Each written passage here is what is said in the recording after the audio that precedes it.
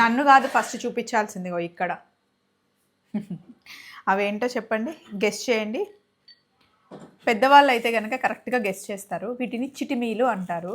గోధుమ పిండిని చపాతీ పిండి తడుపుతాం కదా, సేమ్ అలాగే తడిపిన తర్వాత టైంపాస్ కోసం ఇంట్లో పెద్దవాళ్ళు ఇలా చేతితో చిన్న చిన్నగా చేసి పెడతారనమాట. వీటిని ఎండలో పెట్టి ఆరబెట్టేస్తే ఇలా డ్రైగా అవుతాయి. మా నానమ్మ, నేను చిన్నగా ఉన్నప్పుడు మా నానమ్మ రెగ్యులర్గా చేసేది. ఇప్పుడేమో మా అమ్మమ్మ చేసి పంపించింది చందంపేట నుండి. స్వప్నానికి చాలా ఇష్టం కదరా అని చెప్పేసి ఒక ప్యాకెట్ నిండా పంపించింది అనమాట. ఇదిగోండి, తను ఎండలో ఆరబెట్టలేదు, నీడలో ఆరబెట్టడం వల్ల ఇలా మంచి కలర్ వస్తుందన్నమాట. టైంపాస్కి టీవీ సీరియళ్ళు చూస్తూ ఇంట్లో అమ్మమ్మ చేస్తూ ఉంటుందన్నమాట. వీటితో పాయసం చేసుకోవచ్చు, అలాగే ఉప్మా కూడా చేసుకోవచ్చు, బాగుంటుంది.